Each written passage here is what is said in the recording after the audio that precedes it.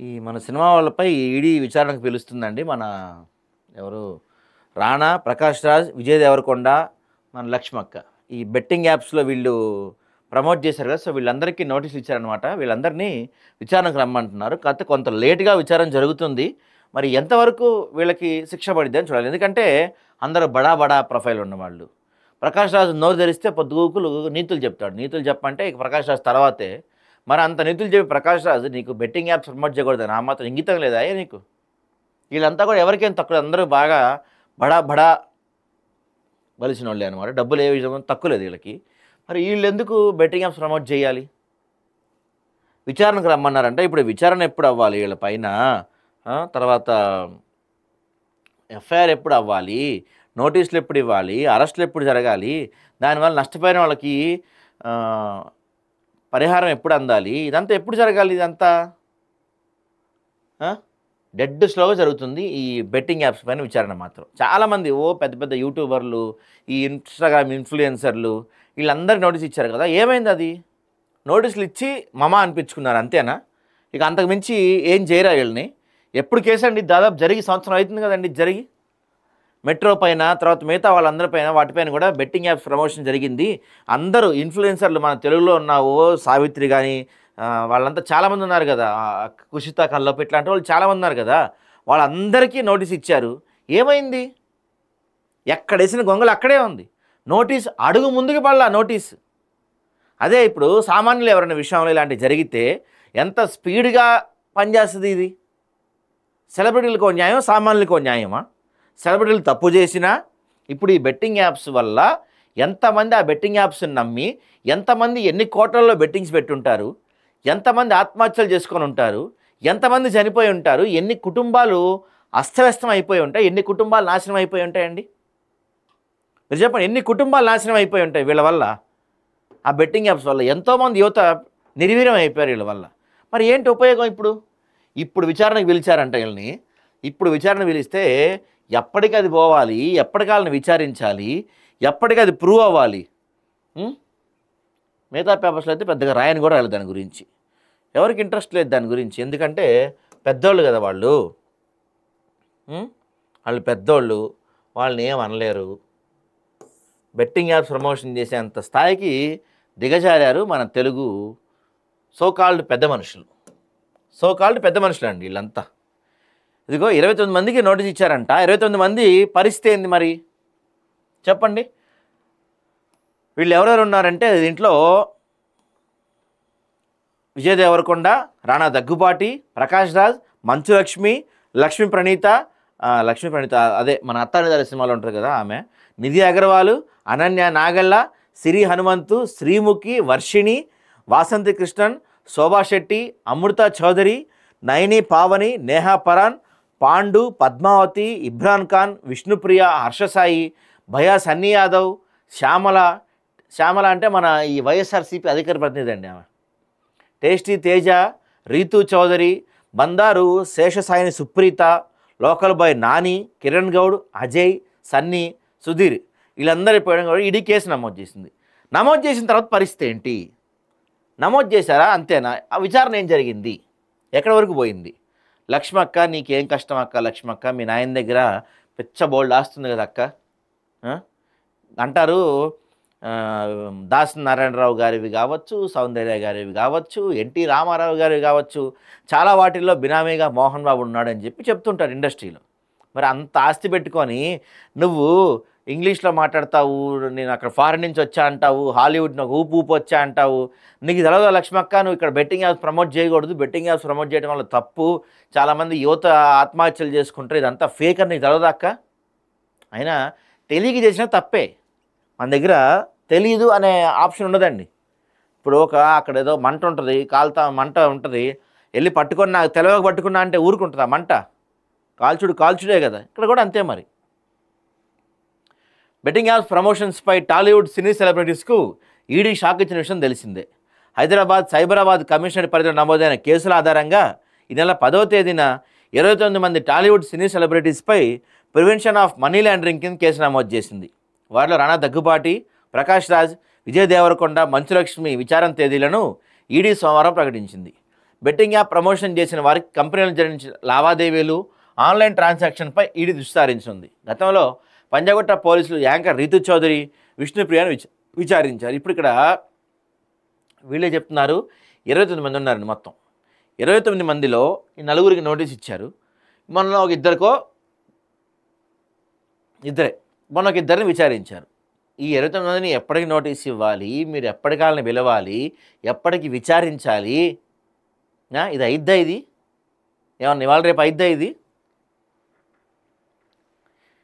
ఇక betting app promotion కేసులో ఉన్న సెలబ్రిటీస్ వివరణ ఆశ్చర్యకరంగా ఉంది. దేశవ్యాప్తంగా ఉన్న కొన్ని రాష్ట్రాల్లో బెట్టింగ్ యాప్స్ ప్రభుత్వ అనుమతితో నడుస్తాయని చెబుతున్నారు. తాము ఎక్కడా తెలంగాణ అనే పదం ప్రస్తావించాలని చెప్తున్నారు. అనుమతి ఉన్న బెట్టింగ్ యాప్స్ మాత్రమే ప్రమోషన్ చేసినా తెలుపుతున్నారు. ఏముంది, ఒక బడా లాయర్ని పెట్టుకొని ఉంటారండి, వాడు ఇచ్చుంటాడు ఈ సలహా. దేశంలో 7 రాష్ట్రాల మినహా అన్ని చోట్ల అనుమతులు ఉన్నాయని తెలుపుతున్నారు. బెట్టింగ్ యాప్స్, ఆన్లైన్ గేమింగ్ వల్ల చాలామంది ఆర్థికంగా నష్టపోయారని, కొంతమంది ఆత్మహత్య చేసుకున్నారని, కనీస బాధ్యత లేకుండా సెలబ్రిటీస్ ఇలా ప్రమోషన్ చేయటం ఏంటని సోషల్ మీడియా వేదికగా బాధిత కుటుంబాలు ఆగ్రహం వ్యక్తం చేస్తున్నాయి. ఇప్పుడు ఎవడో తెలివైన లాయర్లకి ఐడియా ఇచ్చాడు. ఏమని ఇచ్చాడంటే, ఇది మేము తెలంగాణ ఎక్కడా ప్రస్తావించలేదు, బెట్టింగ్ యాప్స్ ఇన్స్టాల్ చేసుకోమన్నాము, బెట్టింగ్ యాప్స్లో డబ్బులు వస్తాయని చెప్పాం, కానీ ఎక్కడా కూడా మేము తెలంగాణ అనే పేరు వాళ్ళది కదా అని చెప్పి వీళ్ళతో చెప్పించారంట. మరి అంత పిచ్చోళ్ళలా కనపడుతున్నారు జనం. ఇప్పుడు మీరు తెలంగాణ అనే పేరు వాడలేదు, వేరే రాష్ట్రాల్లో ఏ రాష్ట్రాల్లో అయితే అనుమతి ఉందో ఆ రాష్ట్రాల్లో మీరు బెట్టింగ్ యాప్స్ కోసం ప్రమోట్ చేశారు. అప్పుడు మీరు ఏ భాషలో చేయాలి? మీరు ఏ భాషలో ప్రమోట్ చేయాలి? ఏ రాష్ట్రాల్లో అయితే ఆ బెట్టింగ్ యాప్స్ లీగల్ అనుకున్నారో ఆ రాష్ట్రాల యొక్క భాషలో మీరు ప్రమోట్ చేయాలి. కానీ మీరంతా తెలుగులో కదా ప్రమోట్ చేసింది, తెలుగులో కదా మీరంతా ఏడిసింది. మరి అప్పుడేంటి? తెలుగు ఏ రాష్ట్రాల్లో ఉంది? తెలంగాణ, ఆంధ్రప్రదేశ్లో ఉంది. తెలంగాణ, ఆంధ్రప్రదేశ్ 2 రాష్ట్రాల్లో కూడా బెట్టింగ్ అనేది బ్యాన్. మరి మీరు ఎవరి కోసం ప్రచారం చేశారు? నాటకాలు ఆడమంటే మస్తు ఆడతారు వీళ్ళు. మరి అంటే నేను ఖచ్చితంగా చెప్తున్నానండి, నేను రాసిస్తా, ఎవరన్నా సవాల్ చేసేవాళ్ళు ఉంటే నేను రెడీ. ఈ కేసులో ఎటువంటి ముందుకు పోదు, ఒక్కళ్ళని కూడా అరెస్ట్ చేయరు, ఒక్కళ్ళపైన కూడా విచారణ జరగదు. అదే ఎఫ్ఐఆర్ ఫైల్ కాదు. ఏదో విచారణకు పిలుస్తారు, ఆ సెలబ్రిటీస్ కదా వెళ్తే వాళ్ళు కాసేపు ఫోటోలు దిగుతారు, కబుర్లు చెప్పుకుంటారు, ఏంటి అంటే అడుగుతారు, 4-5 క్వశ్చన్స్ అడుగుతారు, అయిపోయింది ఇక్కడ. అంటే ఈడీ కేసు ఫైల్ అవ్వటం అంత చిన్న విషయం కాదు. కాకపోతే ఎంతవరకు జరిగిద్ది అన్నది ఇక్కడ క్వశ్చన్ మార్క్. ఎందుకంటే ఈ మాటలు నేను అంటున్నాయి కాదండి, నిన్న సుప్రీంకోర్టే అంది, రాజకీయ నాయకుల ప్రయోజనాల కోసం ఈడీ పనిచేస్తుంది, ఈడీ ఇట్లా చేయడం కరెక్ట్ కాదని నిన్న సుప్రీంకోర్టు అంది. నిన్న నేను ఇంకొకళ్ళు అన్న మాట కాదు, ఇది సుప్రీంకోర్టు అన్న మాట, ఇది తెలుసా? ఇప్పుడు దీనిపైన కూడా ఫైల్ అయిన కేసు ఈడీ కేసు ఫైల్ అయింది. ఈడీ కేసు తప్పించుకోవడం తేలికైన విషయం కాదు, నాకు తెలుసు. కానీ విచారణ జరిగే విధానం స్లో అయిపోద్ది. ఇప్పుడు వీళ్ళల్లో ఉదాహరణకు చెప్తే రాణా ఉన్నాడు. రాణా అందరికి కావాల్సిన వ్యక్తి. మనోడి పైన ఏ పార్టీ కూడా యాక్షన్ తీసుకోదు. ఇక మనోడు ప్రకాష్ రాజ్ ఏంటి, బీజేపీకి కొంత ఎగనెస్ట్ కాబట్టి ప్రకాష్ రాజ్ని నొక్కాలన్నా ఈ కేసుని కాస్త వేగం చేసి స్పీడప్ చేసి ప్రకాష్ రాజ్కి చెప్తారు, బాబు ప్రకాష్ రాజు నువ్వు తమిళనాడులో కొంత ఎక్స్ట్రాలు చేస్తున్నావు అమ్మా, పవన్ కళ్యాణ్ మీద కూడా వాటి గురించి కొంచెం ఎక్స్ట్రాలు మాట్లాడుతున్నావు, నువ్వు తగ్గించుకుంటావా నీ ఎక్స్ట్రాలు, లేకపోతే ఈడీ కేసు వదలమంటావా? Open offer. విజయ్ దేవరకొండ అంటే కొంత మన బీఆర్ఎస్ ఉన్నప్పుడు ఒకవేళ రేపు బీఆర్ఎస్ వస్తే మన మీద సైలెంట్ అయింది, పెద్దగా పొలిటికల్ బ్యాక్గ్రౌండ్ లేదు కాబట్టి చెప్పలేం. అంటే ప్రభుత్వానికి అనుకూలంగా మారిపోతే సైలెంట్ అయిపోద్ది కేసు. ప్రభుత్వానికి వ్యతిరేకంగా ఏమైనా అడుగులేసినా, ప్రభుత్వానికి వ్యతిరేకంగా ఏమైనా ముందుకు వెళ్తున్నా అప్పుడు ఆ ఈడీ కేసుని బయటికి తీస్తారు, తీయండ్రా బాయ్ వాడిని పిలవండ్రా అని చెప్తారు విచారణకు. జరిగేది ఇంతే, ఇంతకుమించి ఏమాత్రం జరగదు. చూడండి, మీరు రాసి పెట్టుకోండి, ఇంతకుమించి ఒక్క మొక్క జరిగినా నేను దేనికైనా సిద్ధం. ఏముంది నిన్న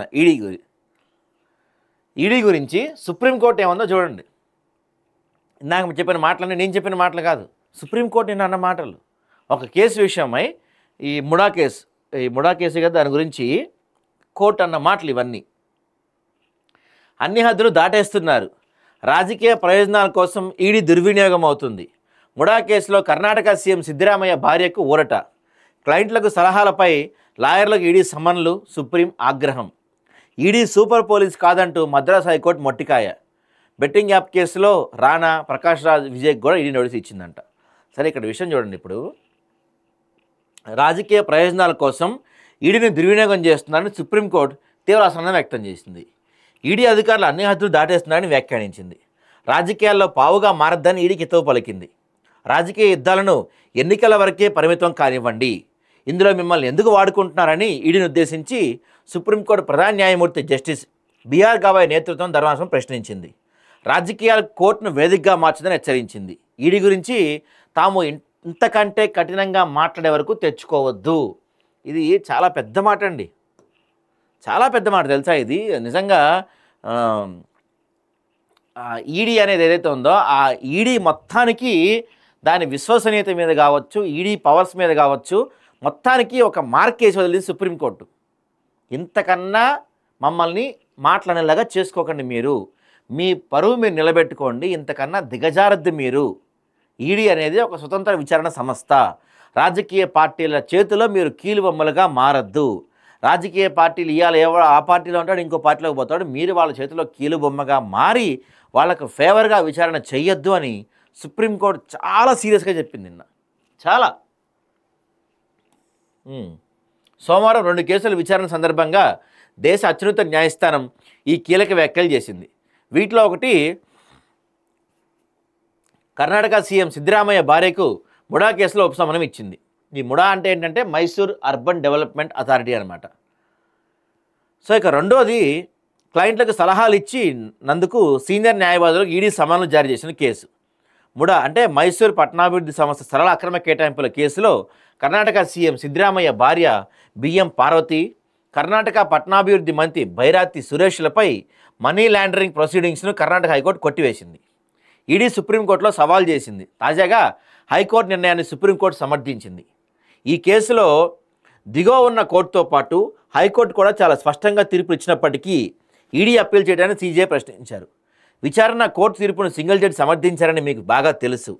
రాజకీయ యుద్ధాలు ఎన్నికల వరకే పరిమితం కానివ్వండి, ఇందులో మిమ్మల్ని ఎందుకు వాడుకుంటున్నారు? దురదృష్టవశాత్తు మహారాష్ట్రలోని ఈడీ నుంచి ఇలాంటి వైఖరినే చూసాం.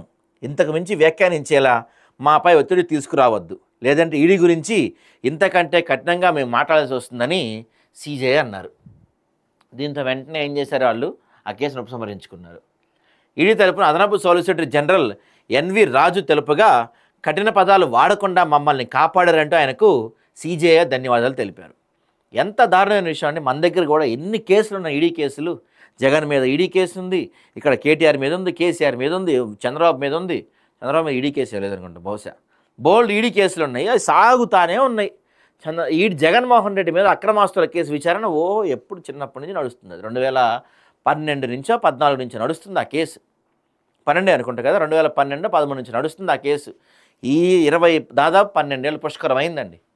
ఇంకా నడుస్తూనే ఉన్నాయి ఆ కేసులు. అంటే బీజేపీకి అప్పటి నుంచి బీజేపీ ప్రభుత్వమే ఉంది కాబట్టి ఏం కాల. ఒకవేళ ఈ 10 ఏళ్లలో కాంగ్రెస్ ప్రభుత్వం ఉంటే జగన్ తొక్కేవాళ్ళు ఆ కేసులు అడ్డం పెట్టుకొని. అది ఈడీ అంటే రాజకీయ అవసరాల కోసం మాత్రమే అయిపోయింది ఇది. తమ క్లయింట్లకు న్యాయ సలహాలు ఇచ్చారంటూ సీనియర్ న్యాయవాదులు డి అరవింద్, ప్రతాప్ వేణుగోపాల్కు ఈడీ సమన్లు జారీ చేయడంపై సుప్రీంకోర్టు సుమోటోగా విచారణ చేపట్టింది.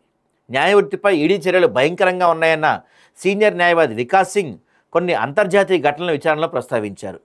టర్కీలో మొత్తంగా బార్ అసోసియేషన్ రద్దు చేయడం చూసాం, చైనా కూడా అలాంటిదే చూసాం. మనం ఆ దిశలో వెళ్ళకూడదు, కొన్ని మార్గదర్శకాలు రూపొందించుకోవాలి. దీనికి సీజే అంగీకరించారు. ఈ అంశంలో అమికస్ క్యూరీని నియమిస్తామని తెలిపారు. దీంతో సీనియర్ న్యాయవాదులకు జారీ చేసిన సమన్లను ఈడీ ఉపసంహరించుకుంది. ఇకపై ఈడీ డైరెక్ట్గా అనుమతి లేకుండా లాయర్లకు సమన్లు జారీ చేయబోమంటూ ఈడీ ఒక లేఖ విడుదల చేసింది. అయితే ఈ ఈడీపై తప్పుడు అభిప్రాయం కలిగించేందుకు ఉద్దేశపూర్వకంగా ప్రయత్నాలు జరుగుతున్నాయని సోలిసిటర్ జనరల్ తుషార్ మెహతా వాదించారు. ఇప్పుడు కోర్టే అంది ఈడీ రాజకీయంగా పనిచేస్తుంది, ఏ పార్టీ అధికారంలో ఉంటే ఆ పార్టీకి అనుకూలంగా పనిచేస్తుందని కోర్టే అంది. ఇక జనం అనుకునేది ఏముంటుందండి? ఇదిగో ఈ పదం బాగుంది చూడండి. మీరేమీ సూపర్ పోలీస్ కాదు. ఈడీపై మద్రాస్ హైకోర్టు ఆగ్రహం. మీ దృష్టికి వచ్చిన ఏ అంశం పైన దర్యాప్తు చేయడానికి మీరేమీ సూపర్ పోలీస్ కాదు, లేదా ప్రతి నేర కార్యాచరణలపై దాడి చేయడానికి మీరేమీ డ్రోన్ కాదంటూ ఈడీపై మద్రాస్ హైకోర్టు ఆగ్రహం వ్యక్తం చేసింది. చెన్నైకి చెందిన ఆర్కేఎం పవర్జెన్ ప్రైవేట్ లిమిటెడ్ కంపెనీకి చెందిన 900 కోట్ల ఫిక్స్డ్ డిపాజిట్లను స్తంభింపజేస్తూ ఈడీ జనవరి 31న జారీ చేసిన ఆదేశాలను హైకోర్టు పక్కన పెట్టింది. ఈ అంశం ఈడీ పరిధిలో రాదని తేల్చి చెప్పింది. 2006లో ఛత్తీస్గఢ్లో ఒక థర్మల్ విద్యుత్ కేంద్రానికి బొగ్గు బ్లాకులు కేటాయించడంపై దాఖలైన పిల్ని విచారించిన సుప్రీంకోర్టు ఆ కేటాయింపు రద్దు చేయడంతో పాటు సిబిఐ దర్యాప్తుకు ఆదేశించగా 2014లో సిబిఐ ఎఫ్ఐఆర్ నమోదు చేసింది. ఆ ఎఫ్ఐఆర్ ఆధారంగా అదే ఏడాది మనీ లాండరింగ్ నిరోధక చట్టం కింద ఈడీ ఈసీఐఆర్ నమోదు చేసింది. ఈ ఏడాది జనవరి 31న ఆర్కేఎం పవర్జెన్ ప్రైవేట్ లిమిటెడ్ కంపెనీలో సోదాలు నిర్వహించిన ఈడీ ఆ సంస్థకు చెందిన 900 కోట్ల ఫిక్స్డ్ డిపాజిట్ స్తంభింపజేసింది. దీన్ని ఆర్కేఎం పవర్జెన్ ప్రైవేట్ లిమిటెడ్ సవాల్ చేయగా ఈ కేసు మనీ లాండరింగ్ నిరోధక చట్టం పరిధిలో రాదంటూ ఈడీ ఆదేశాలను ధర్మాసనం పక్కన పెట్టింది. ఇక్కడ ఇప్పటికైనా ఈడీ వాళ్ళు మారాలి.